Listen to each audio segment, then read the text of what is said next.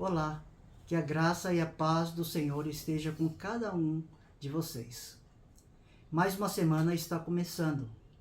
Hoje nós vamos tratar do assunto o alívio do começo sem cobrança.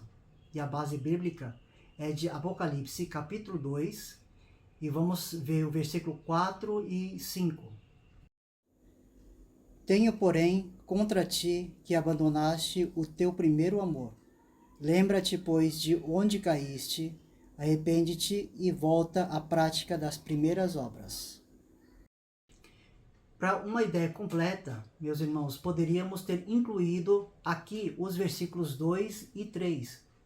Incluindo, teríamos então uma lista extensa de performances, ativismos, zelo doutrinário e trabalho árduo da igreja. Mas ao invés, vamos focar nos versículos 4 e 5. Meus irmãos, em algum momento da caminhada com Deus, todos nós nos deparamos com um silêncio inesperado dentro de nós.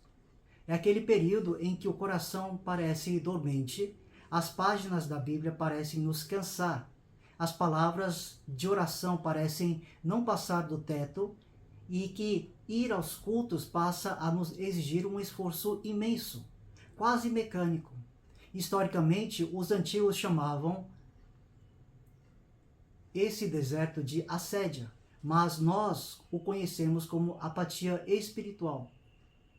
O lado mais doloroso dessa fase não é apenas a falta de sentimento, mas a culpa esmagadora que vem com ela. Sem perceber, começamos a sussurrar para nós mesmos ou pensar que Deus se afastou, que a nossa fé faliu ou que não somos cristãos bons o suficiente. Quando Deus escreve a carta para a igreja de Éfeso, inspirando o seu servo João, que ele elogia o trabalho árduo e a dedicação deles, mas aponta também com uma doçura firme que eles haviam se distanciado do primeiro amor. É muito fácil olharmos para esse texto com medo, como se fosse uma ameaça de rejeição, mas na verdade é o chamado de alguém que sente saudade. O remédio que o Senhor receita não é um esforço sobre-humano para fabricar emoções ou arrepios artificiais.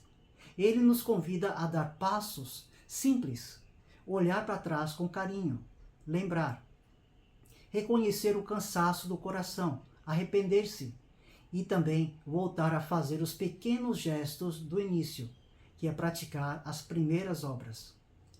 A nossa caminhada com o Pai não é um termômetro que precisa marcar calor emocional todos os dias. Ela é um relacionamento profundo que também amadurece nos dias de inverno. Se hoje você se encontra sem forças ou sem vontade de falar com Deus, diga-o exatamente o que sente, compartilhando a sua fé, a sua falta de vontade. A graça nos ensina que a nossa fidelidade nos dias cinzentos é preciosa para o Senhor. Nós escolhemos nos aproximar dele não porque estamos transbordando de sentimentos, mas porque sabemos, na solitude da nossa alma, que ele continua sendo perfeitamente digno do nosso coração. Então a pergunta para a nossa reflexão é: às vezes confundimos uma mente exausta e um corpo cansado com uma crise de fé, de forma que o entendimento de que Jesus nos ama pelo que somos e não pela intensidade do nosso entusiasmo nos cultos. Isso pode nos dar a paz necessária para desarmar a culpa e recomeçar devagar? Como solução prática, meus irmãos, comece com passos leves. Primeiro, o Senhor conhece perfeitamente a nossa estrutura. Muitas vezes, o que chamamos de frieza espiritual é também o esgotamento físico e mental de uma rotina pesada. Não tente resolver o cansaço da mente aumentando a cobrança por desempenho religioso. Permita-se descansar o corpo e entenda que o Pai compreende o silêncio. Um sussurro sincero em meio ao cansaço vale mais do que uma hora do que algumas horas de palavras automáticas. Em segundo lugar, Jesus não pediu que a igreja de Éfeso fizesse coisas grandiosas, mas que voltasse às primeiras obras. No início da nossa fé, tudo era obrigado, rápido ao acordar. Uma conversa sem roteiros com o Pai. Se a leitura de grandes capítulos parece um fardo intransponível hoje, reduza o ritmo. Leia apenas um versículo, medite em uma palavra, ore por 1 minuto. Deus não avalia a quantidade, mas a intenção no coração. Em terceiro lugar, use a honestidade como a sua melhor oração. Como fomos acolhidos no trono da graça, não precisamos fingir entusiasmo diante de Deus.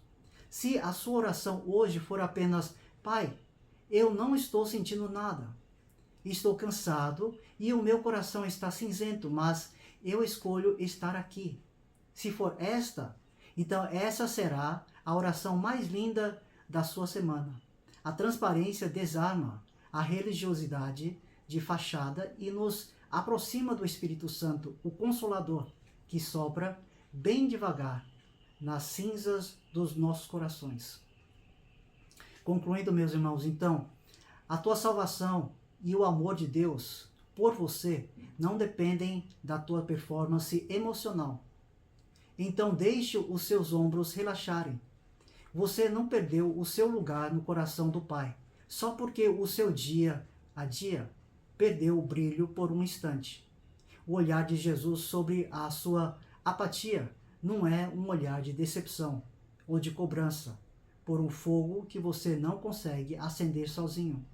É um olhar de resgate de quem está pronto para sentar ao seu lado no deserto, até que você se sinta seguro para caminhar de novo. Não precisa forçar sentimentos que não estão aí, ou usar máscara de maturidade inabalável, porque no tempo certo e de forma suave, Ele, o Pai, o seu Espírito, fará a vida brotar outra vez. Que Deus abençoe com essa palavra.